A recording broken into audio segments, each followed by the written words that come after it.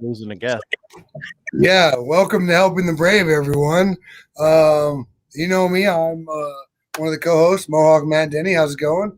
We've also got the fine gentleman here, Ed Parco, another co-host, and Amy Timeyer, the volunteeraholic.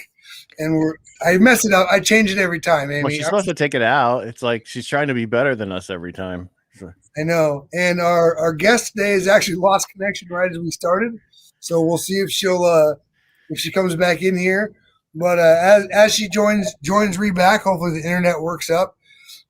Excited to be here and bring you another guest of Helping the Brave, and another veteran, and someone who also has some things that may be able to help you. So there she is. So I'm going to introduce my good friend, a Marine who I served with many years ago in Okinawa, Japan.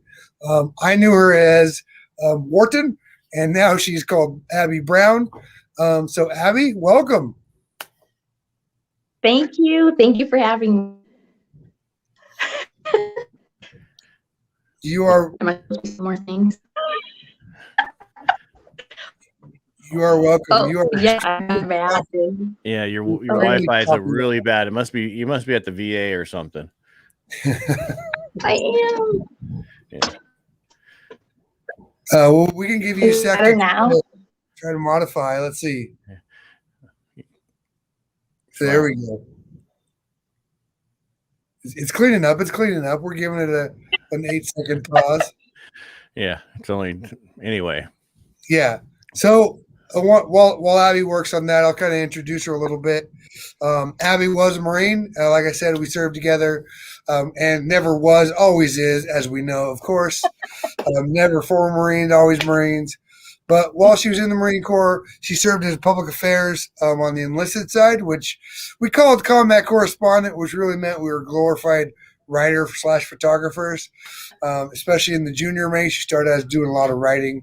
And then she later transferred into air traffic control and did that for a few years. And now she is actually out of the Marine Corps, which she's going to share that story.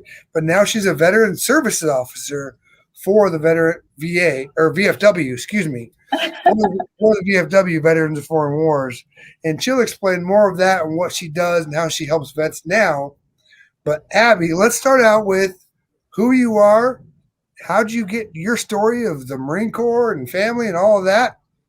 Welcome. Thank you. Thanks for having me. Can you hear me now? Yes. Yeah, you're much better. Okay. Stay right there. Don't move. All right. I grew up in upstate New York in a small town, and I think I was like an old little kid, so I knew from childhood that I didn't want to be on my deathbed and not have done anything with my life, right? So in like middle school, I reached out to all the branches of the military to get information, and the Marine Corps was who reached back to me. So I think they hooked me at that point. And then the recruiters got me not long after I got into high school, and I was a poolie for like 4 years. I was that person. And then I joined. I got a public affairs contract. I was in Japan for 2 years, which is where I met Matt, and I got to go all over Philippines, Korea, Thailand, Cambodia, some of those multiple times. And then I got sent to North Carolina. I was there for several years, and then that's where I moved into air traffic control. I think I was just ready for a change of pace, and I liked that, but then I went to California, and I ended up getting medically separated out of the Marine Corps. So my journey changed a lot. And then I went to college. I used partially the GI Bill, partially voc rehab, and I got my degree in psychology. I worked in a residential facility for a little while, and then the opportunity to be a VSO came along, and I knew I wanted to work with veterans, so I jumped at it and I got the job. So, ta-da! That's fantastic. What drew you back to? And we'll talk more about your transition. But what drew you back to wanting to help veterans again? I think so. I often compare the military to kind of being like a cult.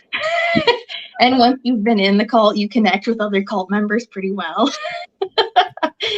And I appreciate that we all have commonality, even though we're from such diverse backgrounds and we have very different experiences and interests. But once you find that common thread, it's usually pretty easy to connect. That's fantastic. That's excellent. Ed, Amy, you have anything at the moment? I'm gonna go back to, you said you went to California and you got out of the service in California. So you said, where were you stationed? Where were you in California? Pendleton. Okay. I was stationed there years ago. Oh, nice. Yeah. At the hospital though. Yeah. I was a corpsman. So. Long time ago. So where are you now? I am up in Anchorage, Alaska. So when I got out of the military, my husband had gotten a job in Hawaii, so I followed him there. And I was there for probably 6 months.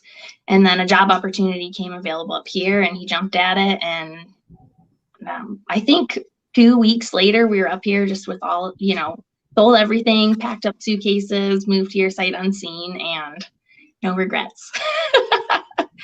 I love it. That takes a special person to love Alaska.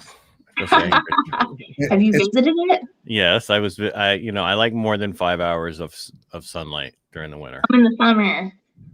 Well, the summer is different. That's like 12 hours. So every I get winter, that, but I still want winter time. Yeah. In the winter, I'm like, this is terrible. I'm leaving, and then the summer comes around and makes me forget, and then we start all over again. Oh, that's fantastic. So when you started transitioning, you mentioned using Voc Rehab and some of the resources. For those that may not be familiar, can you kind of explain what that was? Yes. So the VA has a program where if you essentially need to transition and aren't qualified for whatever job, you can talk to their counselors. And basically you have to sell yourself. The counselor is kind of the end all be all with the authority to say yes or no. You have to sell yourself as why, and basically you have to sell yourself why you need the education to continue on. And so I had wanted to transition into psychology, and obviously you can't do anything in that field without a degree. And so my GI Bill basically got shelved, and then Voc Rehab picked up the payments from then on. And you still get the stipend for going to school just like you do with the GI Bill. Very cool. Very cool. That's excellent. Amy, you might have a friend here, LJ Raspler. Raspler. They're saying you need to provide Abby and the others with neurotech. I guess we can, maybe you know who that is. Maybe it's someone throwing an ad on our podcast. Who knows? So this person is new. I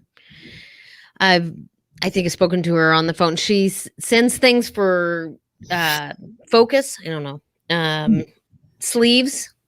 And so my dad and I have been trying them out, but she wants to send them to different veterans. And so far it's, per my dad, improved my golf game.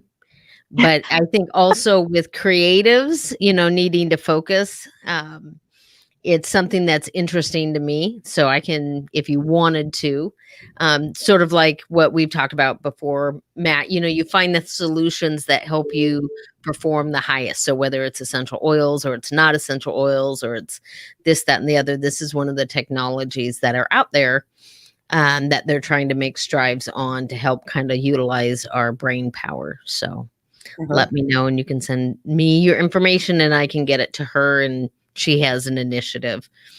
But and I appreciate it, and I've enjoyed wearing them and improving my golf game because that makes my dad happy, who was a Marine.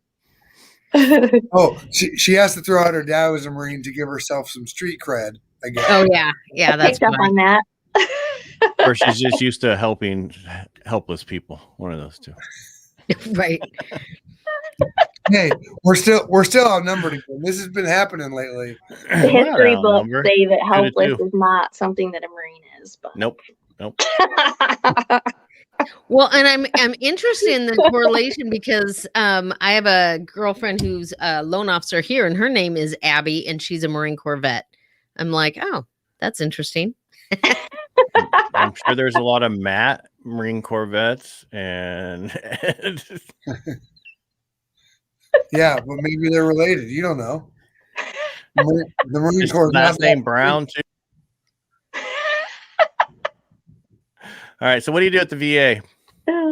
So I actually work for Veterans of Foreign Wars, the VFW, and I'm essentially a middleman for vets who are filing benefits claims. So I help vets file all the paperwork that they need, and then if they have to appeal anything, we do appeals with them. My boss actually was representing people today in board hearings, so hence the suit. Yeah, but so in practice, I really just do a lot of paperwork and a lot of networking with people in the VA or other different resources in the community. And then I can get answers or steer people the ways they need to go. The VFW provides us with a lot of training to know, what's going on behind the scenes in the VA so that we can present our vets cases in a way that they'll be, hopefully the most successful with their claims. Fantastic. I thought you just wore a suit for us. So Yeah. Hey. That's what I meant to say. I'm sorry. Okay. I wear one of my best new T-shirts. So I wore a traditional black T-shirt or button-up shirt. So you talk about being veteran services officer and what you do with the VFW. What are some of the things that maybe I'll ask a few questions, but I'll start with one. What is how do you get benefits if you don't have them? So let's find out you're in service. It is important that you go document. So obviously in the military, nobody wants to be the person that's always at medical or on light duty or whatever the case may be. But when you're exiting the military and you tell the VA, hey, I want service connection for X, they're going to look for a trail that says that in fact happened in service. So by not ever getting things documented, you're not setting yourself up for success in the future. So I'm not saying you have to go for everything, but when things are wrong, you need to get them checked out, documented, and show that it is in fact an issue. And then when you're exiting service, the closer to service that you file for service connection benefits, the less time that things could happen to you while you were out, right? So if you file a week after you get out, there's not many things that could have happened to you. But if you file 10 or 20 years down the road, you've lived a whole lifetime more of experiences in that. And so I would also encourage vets that are, really close to out of their service to start researching this. There's some programs you can file while you're still in, and they'll finish your claim once you're out. But oftentimes, especially people who only do 4 or 8 years, feel fine. I'm still young. I'm still good. I don't need the benefits. But, down the road, it's a little bit harder to get that service connection. And that's when you need it, is after, it's eroded over so much time. How does somebody file for benefits if they haven't when they got on them? If they left the military already and they're out, how do they file it now? Yeah, so you can file on your own. I would highly recommend you not do that. But every state has veteran service officers, and the VFW is just one organization that has them. But I know American Legion has some right next door, actually. Disabled American Veterans, Vietnam Veterans of America. There's a ton of organizations. I think AMVETS has them. And you should be able to call your local VA, and they should have them in the VA usually, or at least be able to steer you in the right direction. VSOs are non-profit, right? There's no charge for the vets. And the reason that we were chartered by Congress was because they were seeing so many veterans being ripped off by lawyers. And so they said, we got to set something up for vets where they can get access to these services without signing away, whatever percentage of their benefits or whatever the case may be. And so I get a lot of training, through the VA. I get access to a lot of their systems and stuff so that I can, help veterans do the filing, at no cost to the veteran. That's awesome. I think that's really great advice because as veterans, we're used to kind of going it alone. And we're like, I got this. I'll be all right. I don't want one. Sometimes it's hard to admit that you need or want help. And then two, like, oh, I'll figure it out. I can push through. I'm strong. I'm Marine. I'm soldier. I'm Navy, Airman, whoever you are. I got this. But there is help. There is help out there. Yeah. Knowledgeable free help. So I have a question. Yes. Do you get to meet with very many female veterans? Do I get to meet with what? Female veterans. Like, do you have like, is that 50% or 10% of the people you meet with? Female veterans, yeah, probably closer to 10%. Is that just because you don't like females, or? I love they just have a higher pain standard than us males. well, there's just not as many of us, right? So, So in the state of Alaska, there are almost 10,000 registered female veterans in the state of Alaska. But I think female veterans have a tendency to hide in plain sight. We don't necessarily identify ourselves like our male counterparts do. Mm-hmm.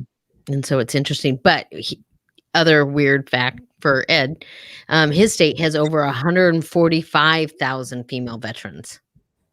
Wow. Yeah, but our state has 39 million people. So It's how many true, people though. are in Alaska? Can you divide that and see if we're close? 12. We're almost at 1 million. So that'd be 10%. So there's your 10%. So it's in line with everything else, which is a really great rationale to utilize, Yeah, but we're not. California's got more than 10%. So, I mean, we have less than 10%.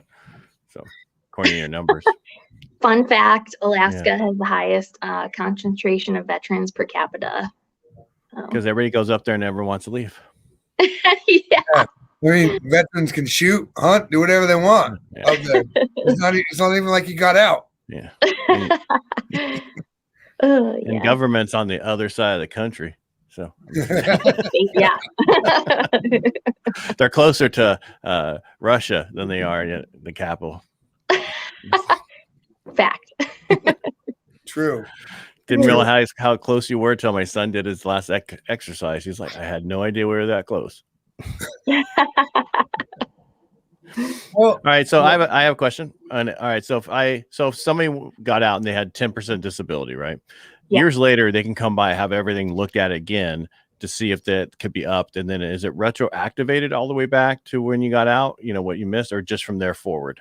Just from there. Don't shake your head, Amy. I'm talking to the expert.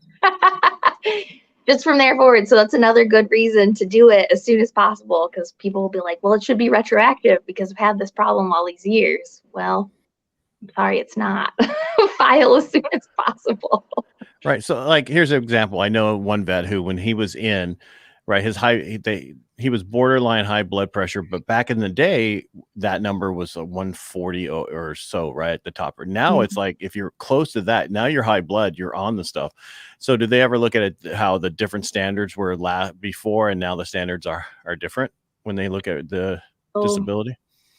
I couldn't tell you if they would just, do it, but the VA has many avenues of appealing things. So say we filed something for this veteran that's a 10%, we asked them to increase it, they didn't, and the vet's saying, well, this is what my doctor's saying, and it's at or above X threshold or whatever, we can, submit for the boss of one of the raters to look at it, essentially, higher level review.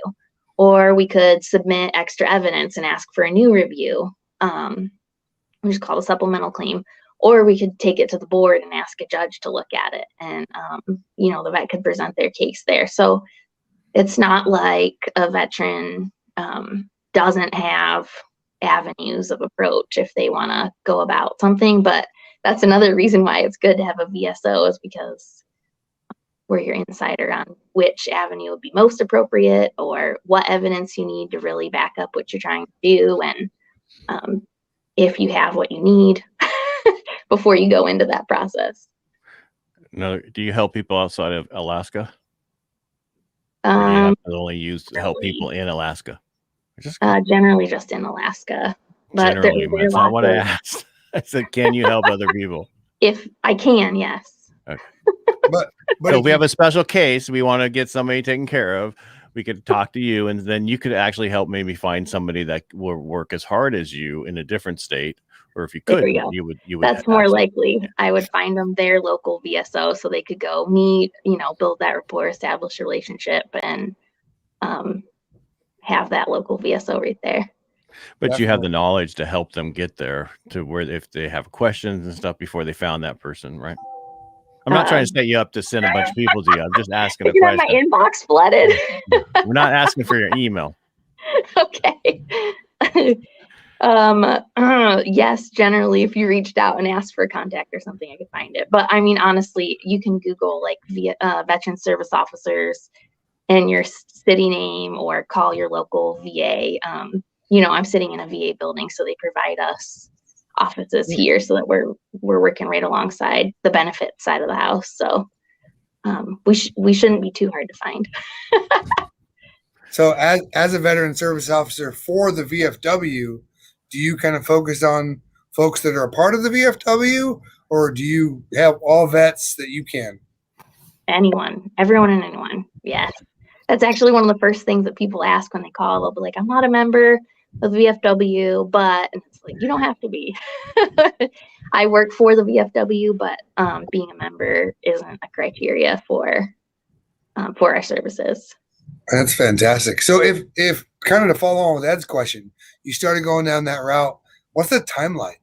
Is it like, I'm going to apply today, I get rewarded back in like a week, right? VA.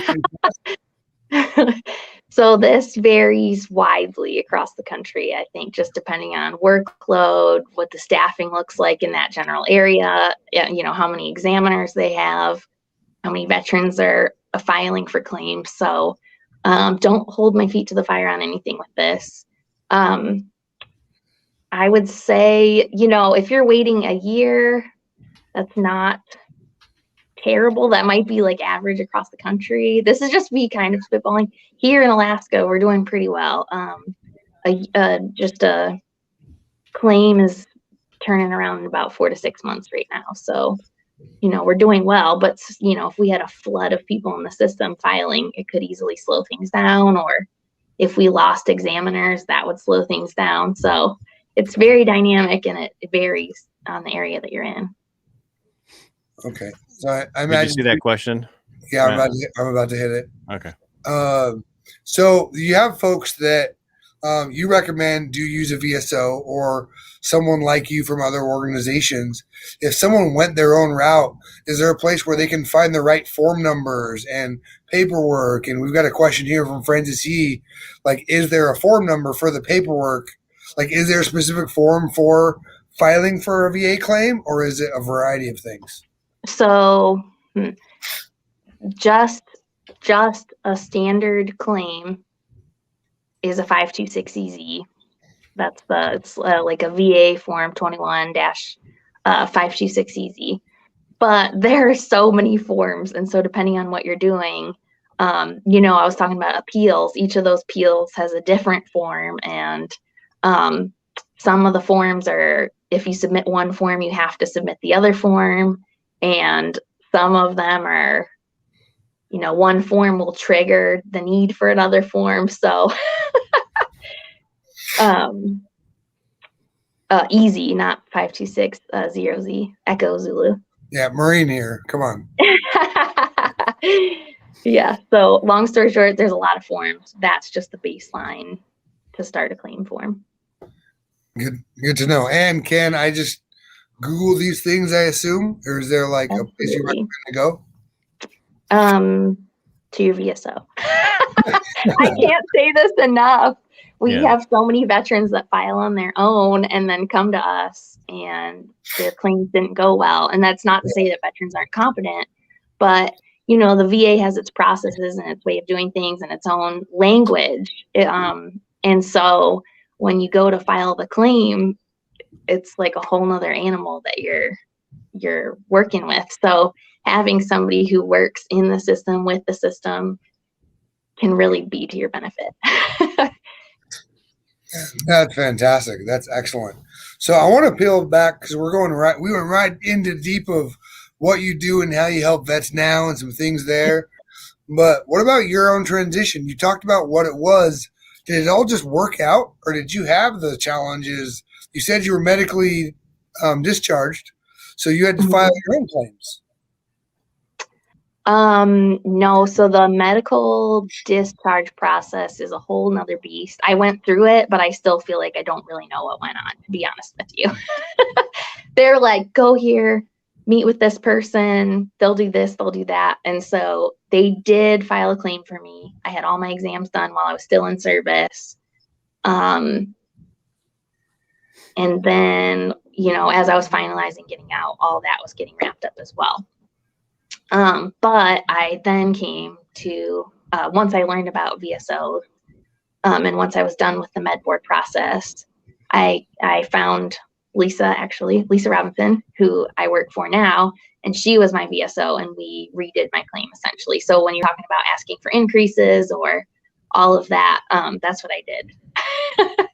And she was my insider, and I can tell you it went a lot better. Hey, so I Googled VSOs over here, right? And then we have one here in our town. But the problem is it felt like operated a lot like Modesto DMV and a dash of U.S. Postal Service. All right. Well, I never. It must be amazing. It must be amazing. There you go. That's why we all just call Abby, right? No. Yeah, unless you're in Alaska, then sure.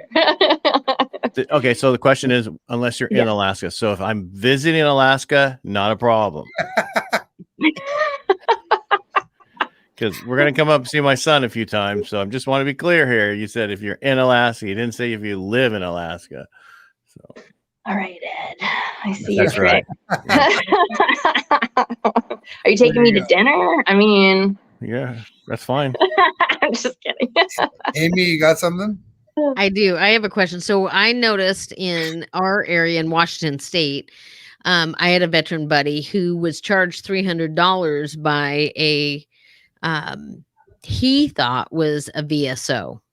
And I was like, I don't believe any veteran service organization that is actually in the system is charging. And he was, right. And so he was kind of hard-headed. And so I ended up, he came back and he was like, okay, Amy, I want to do it your way. And so I got him into one of the veteran service organizations. We have a hub here where they all are. And I was able to help him. It wasn't with the VFW, but it was with one of the ones that you mentioned. And so I think that's important because it really frustrated me that there are organizations out there taking money from veterans to organize their paperwork, and his paperwork was never submitted. So that start date was never created.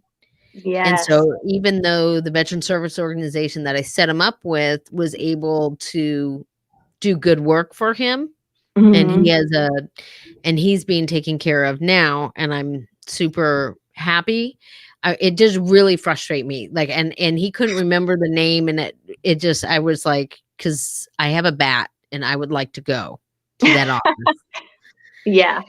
There's lots of predatory people out there, which is why we were created. But then, of course, there's people masquerading. It's kind of like when you're writing a paper and you need to make sure all your resources are scholarly. It's kind of the same idea when you're looking for VSO. Like if you don't recognize the name of the organization, or if it seems suspect, if they're asking for money, if you need to sign contracts, probably suspect. Right. And so I think that's good to say. If you're working with an organization on your VA benefit and they are charging you money, that is a red flag. Like, in the banking industry, I have a banking background. And so there's, You know, if you're using your Visa to pay your MasterCard, you might need a financial advisor. You know, if your veteran service organization is charging you for any reason, that's a red flag. Yeah. And when I say contracts, I do want to kind of clarify on that, because when you go find a VSO, they're probably going to have you sign a power of attorney form. So essentially, it lets me represent you to the VA. It lets me see inside your files. It lets me see behind the curtain of, you know, when we file a claim, what is happening with it? What stage of the process is it in? Like, if something happens, who do I need to go talk to? And without that power of attorney, I can't do that. The VA won't let me advocate for you. Like, essentially, without that power of attorney in place, I am nobody to any veteran as far as the VA is concerned. So when I say contract, I mean like a money contract. If you find a VSO, you'll probably have to sign a power of attorney to even, you know, so they can do anything for you. And that does make sense. So thanks for kind of clearing that up for sure. Yeah. Yep. And leaving that as an expectation. So that's good. And without that, what are they doing if they can't advocate for you? Yeah. I can't advocate for you. So Definitely. Great question, Amy, and excellent answer, Abby. So we got a couple comments here. One from LJ Raspler again. Thank you for all your service and all you're doing as veterans for veterans. So yay, everybody. Thank you, LJ. Appreciate that. Francis says you need a PhD in VA. So that's what you're for. You speak the language. So definitely there. Brian Lett, do you remember Carfree? Brian Carfree? Yes, I do. Yeah. Hey. So, brother, let's get you on, man. I just sent you a message privately. So did I. Well, I know him. I know him, so bring it. I don't. There we go. He's good people. It counts on my ticker of like, I got 3 people on finally. So Brian's a great guy. He works for the Disabled American Veterans, DAV, is that right? Mm-hmm, that's correct. And so that's why Ed was distracted. He was Googling Brian over there. I wanted to see who was talking. What the heck? I wasn't talking. You guys were. Oh no, I know. We got multiple screens in the studio here. So fancy. So I'm loving your advice. Let's go with vet. Ed talked about some stories about vets getting out, and that works. What you mentioned having documentation while you're in, still doing that, keeping track of that stuff. When I got out, I was medically retired, so they helped me do all of that, and they gave me a CD and then all my physical copies. I photocopied everything. I have a copy of everything in a safe deposit box because you know my history. I have a lot of medical records. Were you ever? So this is a question I always like to ask vets I served with in Okinawa. Were you ever one that took me to the hospital? Because almost everyone we knew did. I think I did at some point. Did I drive? No, but I think I was there. I was there for one of your seizures, though. I vividly remember that. I told you the story with my son, right, about this. Is this cool if I say this? Yeah. Okay. I wouldn't have brought it up if I'm not comfortable about it. That's what I figured. But then I started and I was like, oh. So I witnessed, I think, one of the first seizures that you had, and I didn't know anything about them except TV. So I kicked the garbage can that was near you away because it was like a metal garbage can. And then I just stuck my hand on the corner of the metal desk so that your head didn't crack into the desk. And then I yelled at somebody to go call the corpsman, you call 911. Not exactly like that. But anywho, years later, my 9-month-old ended up having a seizure, and we rushed into the ER, and he didn't have a fever. And so basically, everyone was trying to convince us that we hadn't witnessed a seizure. And if I had not witnessed that, I probably would have just left the hospital and been like, oh, guess I was crazy. But it was, and it turned out he had epilepsy, and they had to put him on all these meds and stuff. And so it was, kind of crazy. I was so grateful to have been there for that, so that then that I could advocate for my own child because they're like, he doesn't have a fever. He didn't have a seizure. And I was like, no, I'm pretty sure he did. It was just like a weird full circle. Yeah. You're welcome. Yeah. Thank you. Welcome Thank you to for that. that life experience. So no, so what I was kind of leading to, and thanks for sharing your story. Appreciate that and being vulnerable there. And that's what a lot of this is about, is whether it's your story about your son or your time in service, is veterans having the opportunity to share that story. Because what you just shared, maybe someone's going to learn from it. Maybe they watch or listen to this and they're going to learn from that. But so I talked about the medical records, keeping all of that.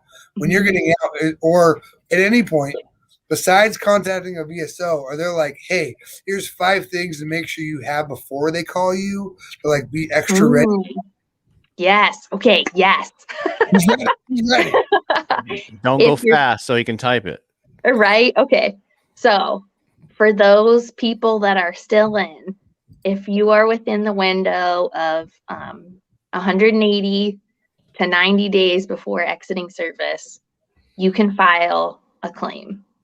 There's like a special program for it.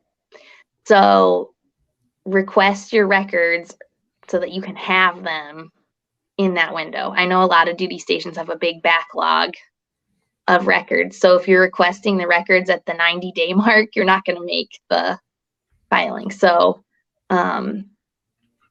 even if you're exiting service and going to file afterward, or if you've gotten out of service but can still somehow get any records, like that's the key ticket. For those veterans that have been out of service for a while, you're still going to want to pull any records, right? Because for the VA, they want current chronic conditions. So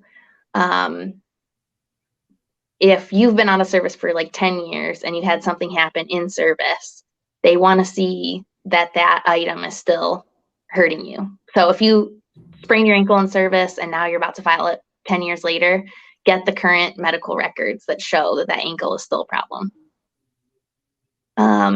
Other action items, the VA has what's called an intent to file. And essentially, it saves you a 1-year window to file. And if the VA grants anything, it goes back to the date of that ITF. And vets can do this by even calling into the benefits line of the VA. You can do this without a VSO. So if you're listening to this and you're thinking, yeah, I'm probably going to look up a VSO and do this, but you're a procrastinator, maybe just call that line, get your 1-year window, and then you can figure out who your VSO is, what their wait time is, and all that. Go pull your records. And then that way you're not losing out on any more pay. That's valuable. I think that's really great. So thank you for sharing that. And Ed, jump in, please. I'm trying to be nice. No, not normally. Hey, all right. So you said get medical. So that could be your current doctor. It doesn't have to be military service doctor. It could be with like if you're Kaiser, you've been going through there and they have those documents. You just need those actual documents from that. The other question I have is, all right, so example, a lot of, and I'm not picking on Army, but a lot of Army people, when they get out of boot camp, they have issues with their hearing because they a lot of stuff blows up around them while they're going through boot and other things. And a lot of them have hearing issues, right? They have ringing in their ears, but they don't want to go in and get checked because 1 or 2 other people went in supposedly, and then they got kicked out, right? That's all they hear. So if they went to a medical doctor on the outside and it was documented while they were in, would that work?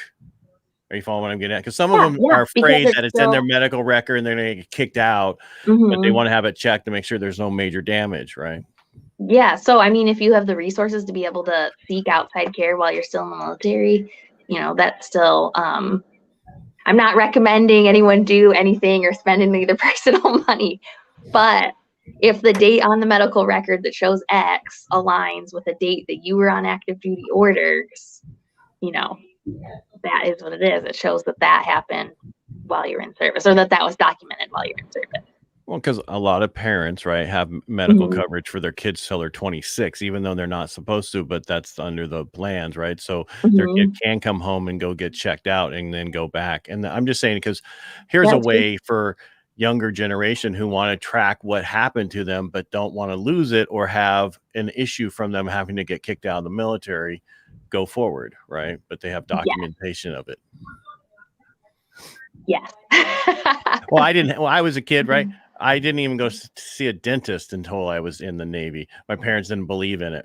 I have great teeth, thank God, but I only had my first cavity at 35, so I was lucky. But medically wise, we only went when anytime I got hurt, and that was constantly. So, Yeah. So when I went to air traffic control, I was on the airline side of the house, and I had to have flight physicals to keep me up, and even like taking allergy meds could down you.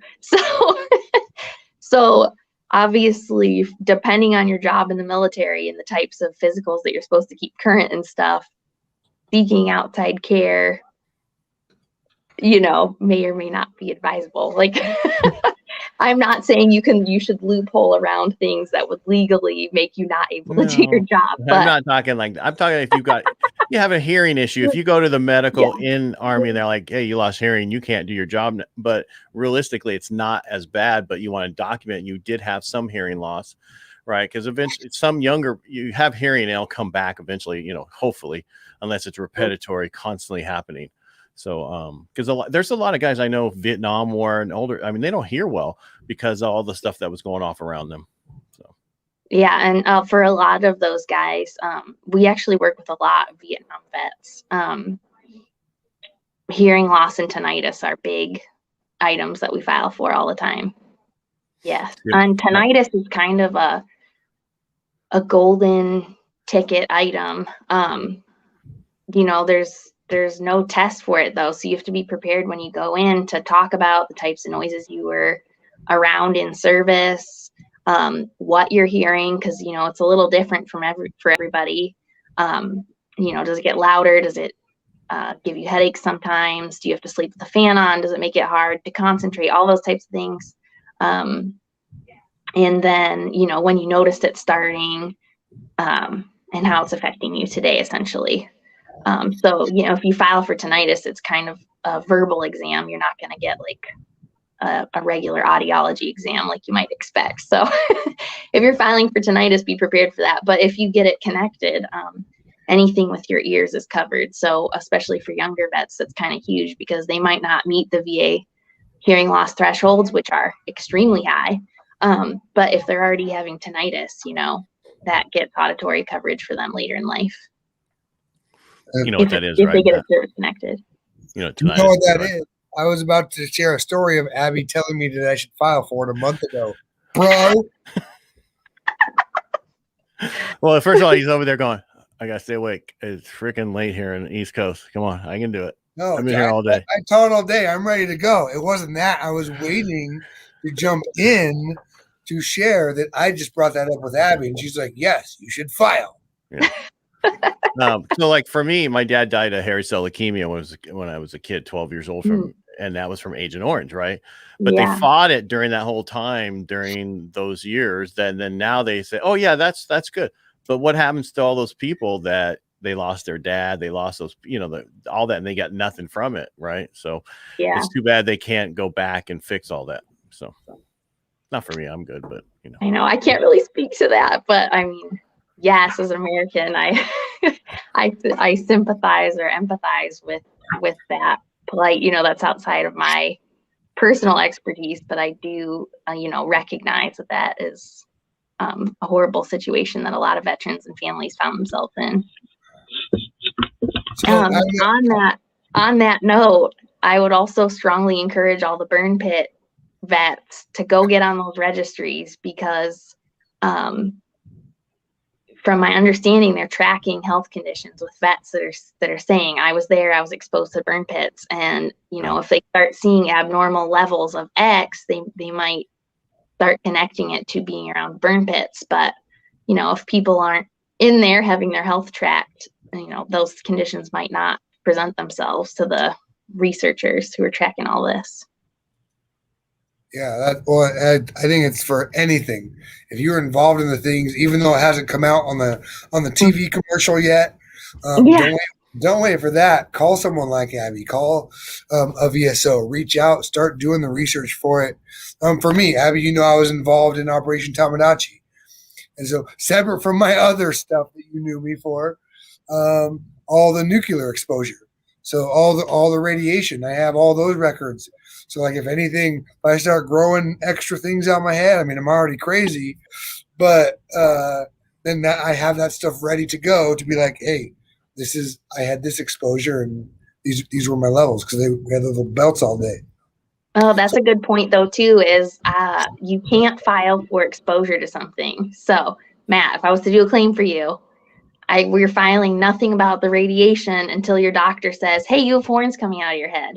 And then at that point, we can file for the horns, but I can't say, oh, he was exposed to radiation, because that's not like a condition, right? That's just an exposure. So save all those documents in case down the road something does happen linked to it.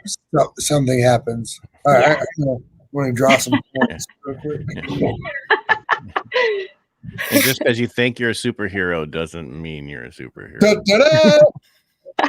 Well, I don't have any superpowers yet, so I mean, maybe it gave me extra kidney stones. Who knows? Yeah, that is your power: how to pass multiple kidney stones in a week. At once. Your resident stoner. There you go. So, Abby, I want to know who keeps rewinding Amy there. Right. I know. Be kind, rewind on her static screen there. Now you're going bad. Your wife. I am. Oh, fantastic! Can you hear me at all? Yeah, we hear you now. Yeah. For a minute there. Oh, excellent! I was by association. I made fun of Amy, and she made my wife go bad too. Yeah. So, Abby, you talked about some of the things you should do and you can do to prepare. Besides kind of filing on your own, it sounds like you shouldn't do. Are there other things that you shouldn't do? You talked about don't pay people, that kind of thing. What are the other scares to stay away from or beware of? Are there any others? I'm not sure. There's a myth. Can I dispel some myths? Hang on. I made a list and it was over where I was staged before. So that's fine. All right. Okay. So a lot of veterans will say to me when we're about to file, I heard that if I'm 100% disabled, via the VA, that I can't work anymore. But that's not true. So I think the reason that rumor got out there is there's this amazing program called Individual Unemployability. It has very specific criteria to get into the program. But if you're on that program, you're paid as though you're at 100% because one of your disabilities is preventing you from working. And so you're telling the VA, hey, I can't work. Please pay me at a higher rate. So if you're in that program, you cannot work, because if you start working again, then the VA says, well, I guess you've resolved your issue well enough to return to work. But if you have so many, different conditions that your rating is 100% or you're 100% from one issue, you can still work. That's fine. You're not going to be banned or lose your rating or anything like that. Another awesome program I didn't know about until I started here. If you already have service connection for joints and you end up needing like a replacement or something like that, or some sort of surgery, definitely reach out to your VSOs. The VA has a program where they pay you temporarily at the 100% rate while you convalesce. It used to be 13 months. They recently reduced it to 4, I believe, 4 or 5. Just the reasoning was that the surgeries are much less invasive than they used to be. Technology's come far enough that you just don't need as long to convalesce on a lot of the surgeries. But yeah, those are awesome programs the VA has that your VSOs can help you get into. All All right, so Great plug. I just want to add. So if you're thinking about doing this, going through the VA and getting a VSO, make the phone call, get your 1 year started, right? Correct. Then research, get the VSO, and go forward, because that way you're protected and it starts now versus by the time you go in and see your VSO. Yes. Yes. Okay, got that. Good to know. And otherwise, just show up to Alaska. Go to. Yep, meet at Abby's house. You're good to go. Yeah. Just walk around the VA in Anchorage. Be like, hey, Abby, you here? We have an appointment. Right. Oh. It's excellent. So, Abby, before we go today, do you have anything else you want to share about your transition, your story? Say hi to mom. Your any other thing for what you do as a job. Is your opportunity to share any last words? Oh man. You were a PAL, so you should be able to talk. I know. When I got out, I was ready to go. You know, I got medically separated, but had I not, I would have gotten out anyway. I was ready to start the next chapter. And so for me, I think the transition was a little bit different than people who, you know, live and breathe and love and want to stay for 40 years. But I think there's lots of opportunities, you know, even if you find yourself on this side of the fence when you weren't ready, there's lots of programs for veterans. There's lots of opportunities. So, you know, reach out to your local veteran resources to get connected with people until you get on your feet. And socially, a great way to get established are these local programs like VFW, you know, American Legion. Like, they have posts all over the country, and a lot of them you can just join. You can go in there. There's tons of veterans, and you know, they know the local resources normally, or if they don't know, they know who in their post does know. So that's another great resource if you're transitioning before you expect to, or at the end of your time. Yeah, but thank you for having me. I don't think I really have anything else. She's out of here. She wants to be done. Yeah. Yeah. Well, Abby, we really appreciate you sharing your story, your experiences, and your advice. You know a lot of this world. You have that PhD in the VA, as Francis mentioned. Working on it. Working on it. So thank you for sharing. Ed, do you have anything else, or Amy? I actually, would you come back as you find new things that come up for what's going on at the VA? Come back and do an update for our listeners and those people. Would you do that? Oh, yeah. I mean, yeah. I'm sure things change. I know VA is slow and all that, but I'm sure things change over, you know, quarters and month, you know, that you could come back and say, hey, I just want to give you guys an update. This is what I found out. If you guys have related service disability to this is what's going on right now. Could we do something? Yeah, absolutely. Okay. All right. Sign her up there, Matt. Fantastic. And we have it on there. She can't deny it. Amy, anything else you want to add? No, thank you for coming on. And and maybe anything extraordinary with female veterans in the future. If you found out anything, that would be cool. Okay. Or Mel. Not really. There's enough of you, Ed. Hey, I just everybody. I want anything for anybody. I don't care who you are, even Army. I can say that my son gives me so much crap, right? Because he's Army, I'm Navy, right?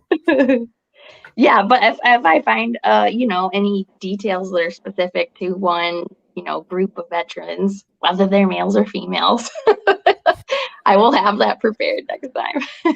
No, it'd just be nice to have updates for our people so they know, hey, once a quarter or every 6 months, we're going to have Abby back on. She's going to give us updates, what's going on, and how you guys can be part of it and how to help your claims. It would just be nice as one extra little step for our people. So I appreciate that. Especially when there's big changes, because there are big changes that occur that we don't know how to translate. So that's the value too. Or even know they happened.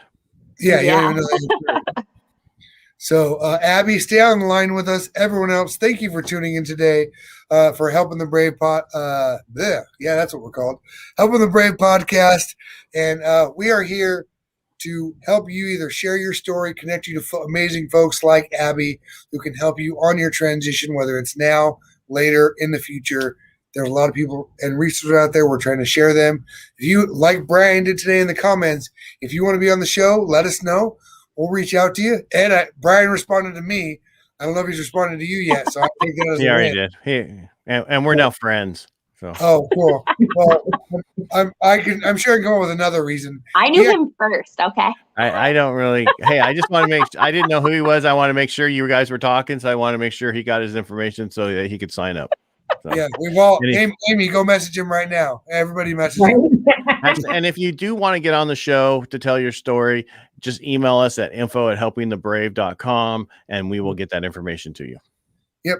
Please do so. And if you're watching this on YouTube right now, please hit that subscribe button. If you're listening, please hit that subscribe button to show us some love and share this with someone who you think it's going to help.